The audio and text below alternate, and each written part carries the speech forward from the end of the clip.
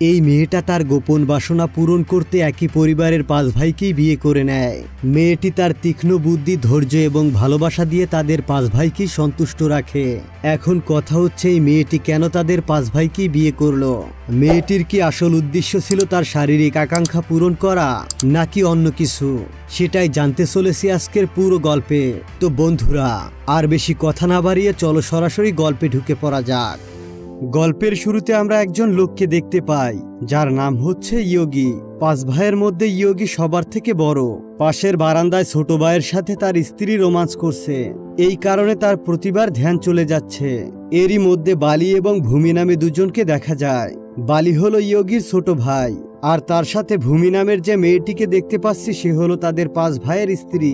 ভূমি এবং তার 4 ভাইয়ের সংসারে একটি ছেলে আছে, যার নাম হলো আইশু।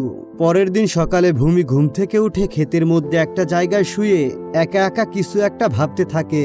ঠিক সেই মুহূর্তে সিনেমা ফ্ল্যাশব্যাকে দেখানো হয়। দেখা যায় ভূমি দাঁড়িয়ে কান্না করছে। একটি ক্ষেতের মধ্যে তার বাবার মৃতদেহ রক্তাক্ত অবস্থায় পড়ে আছে। এরপর সিন আবারও বর্তমানে চলে আসে। এরপর ভূমি যখন বাড়িতে ফিরছিল তখন পথে একজন প্রতিবেশীর সাথে তার দেখা হয়। তখন ওই প্রতিবেশী ভূমিকে বলে, শুনলাম 4 ভাইয়ের সাথে নাকি তোমাকে নিয়ে আবারও ঝামেলা হয়েছে। ভূমি প্রতিবেশীর কোনো কথাই উত্তর দেয় না।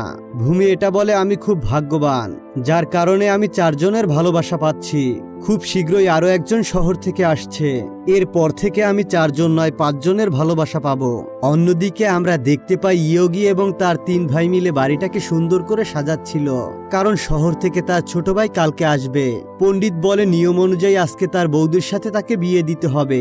ভূমিও বিয়ের জন্য প্রস্তুত হচ্ছিল। আর এদিকে আমরা দেখতে পাই শহর থেকে তার ছোট ভাই চলে আসে, যার নাম হচ্ছে ঝিনু। ঝিনু সবাইকে জিজ্ঞেস করে বাড়ির সবাই কেমন আছে, আমাদের বৌদি কেমন আছে। এটা শুনে নান্দু বলে, আরে ভাই, এখন বৌদি বলা বাদ দে, এবার তো সে তোমারও স্ত্রী হতে যাচ্ছে। এটা শুনে ঝিনু বলে, ভাইয়া আমি এই বিয়ে করতে পারবো না। আর এই কথাটা তাদের বড় ভাই ইয়োগি পিছন থেকে শুনে ফেলে এবং রেগে গিয়ে বলে, এটা আমাদের বংশের নিয়ম, আর এই নিয়মের কারণেই আমরা 4 ভাই মিলে একটি মেয়েকে বিয়ে করেছি। ঝিনু বলে, আমি কোনো মতেই এই মেয়েটাকে বিয়ে করতে পারবো না। তখন ভূমি এসে বলে, আপনার ভাই যদি আমাকে বিয়ে করতে না চায় সেটা সম্পূর্ণ তারই ইচ্ছা।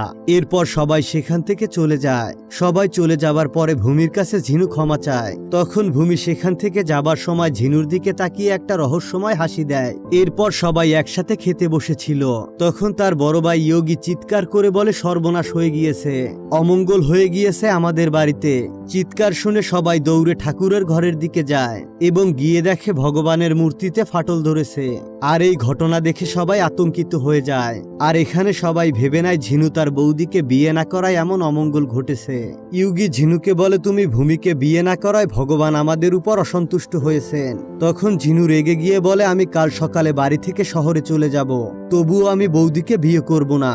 এরপর ঝিনু রাগ করে একটা জায়গায় গিয়ে কাউকে বারবার করে কল দিচ্ছিল। কলটা কেউ রিসিভ না করায় সে মন খারাপ করে বসে থাকে। তখন ভূমি সেখানে একটা প্লেটে আম নিয়ে আসে আর বলে, খেয়ে নাও। এরপর ঝিনু তার বৌদিকে বলে, আমি শহরের একটা মেয়েকে পছন্দ করি এবং ভালোবাসি, আর আমরা একসাথে পড়াশোনা করি। ঝিনু আম খাওয়ার পরে তার ঠোঁটের একপাশে লেগে থাকে, যা দেখে ভূমি বলে, আপনার কোনো ভাই ঠিক করে আম খেতে পারে না। এই বলে ভূমি ঝিনুর কাছে আসতে থাকে আর তার ঠোঁটের পাশে লেগে থাকা আমের টুকরো নিয়ে নিজেই খেয়ে নেয়। আর এটা দেখে ঝিনু তার বৌদির দিকে তাকিয়ে থাকে। এরপরে ঝিনু ভূমিকে বলে, আপনার একটুও খারাপ লাগে না 4 জনের সাথে একসাথে সংসার করতে? ভূমি তাকে বলে, আমি তো গ্রামের মেয়ে, তাই শহরের মেয়েদের মতো অতটা গভীরভাবে ভাবতে পারি না। আমার 2 বেলা খাবার এবং থাকার জন্য একটি জায়গা হলেই হয়। আর আমাকে নিয়ে তোমার ভাইদের মধ্যেও তো কোনো ঝামেলা হয় না।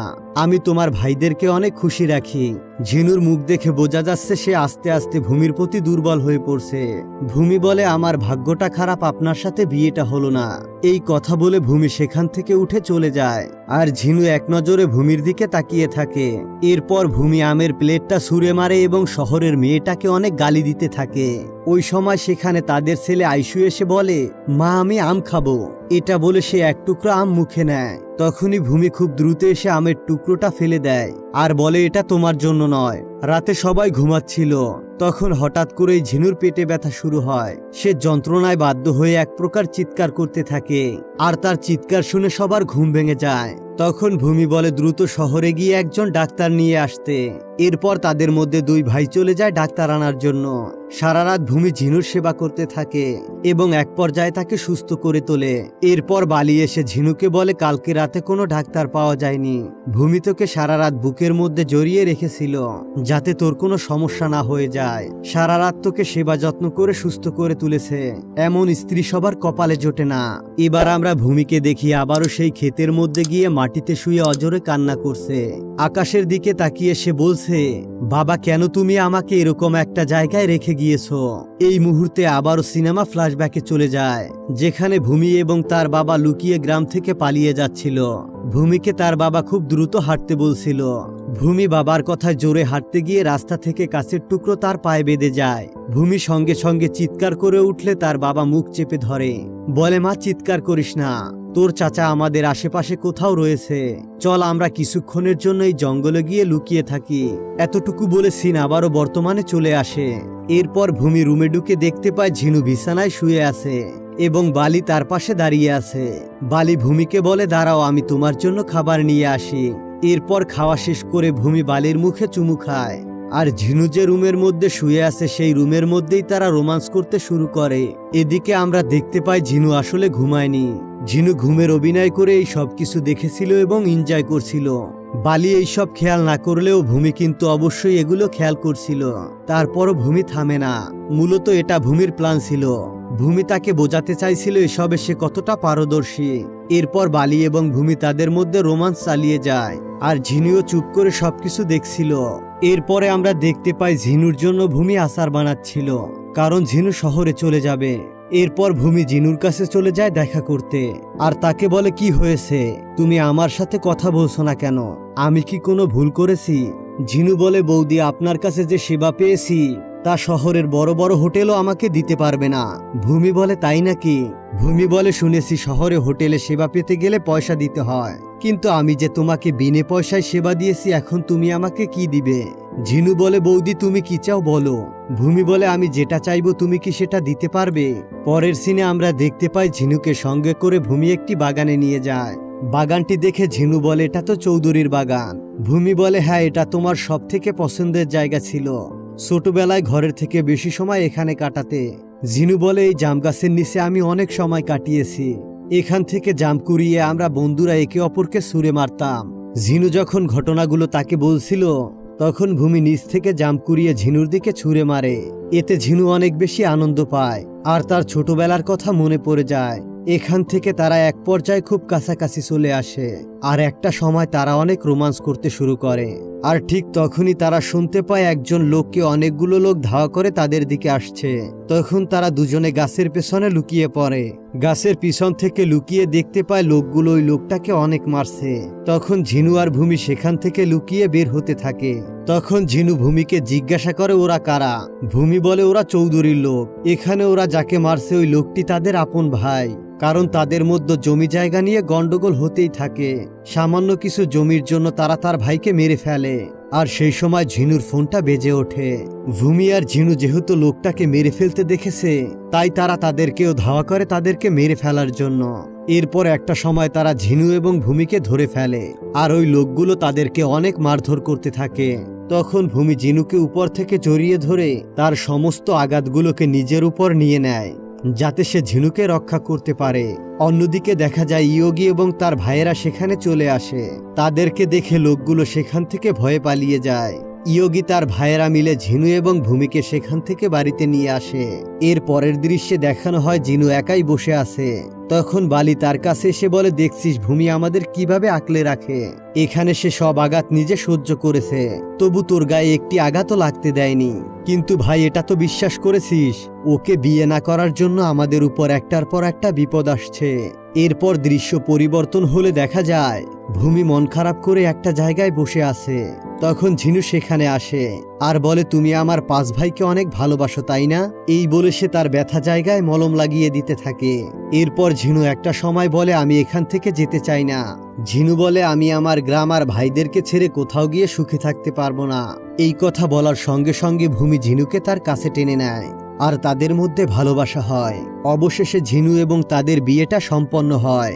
এরপর ভূমি তার বাবার ছবির পাশে দাঁড়িয়ে আশীর্বাদ নেয় আর আমাদেরকে আবারও একবারে ফ্ল্যাশব্যাকে নিয়ে যাওয়া হয়, যেখানে ভূমি বসে কান্না করছিল আর ইয়োগীর বাবা তাকে বলেছিল তোর বাবা আর পৃথিবীতে নেই। ভূমি বলে, আমি বিশ্বাস করতে পারছি না আমার চাচারা এটা কিভাবে করলো। যাদের সামনে আমি বড় হয়েছি তারাই আমার বাবাকে মেরে ফেলেছে, তারা আমাকে অনাথ বানিয়ে ফেললো। তখনই ইয়োগীর বাবা বলে, মা মানুষ এমনই, জায়গা জমির লোভে পড়ে তারা তার ভাইকেই মেরে ফেলে।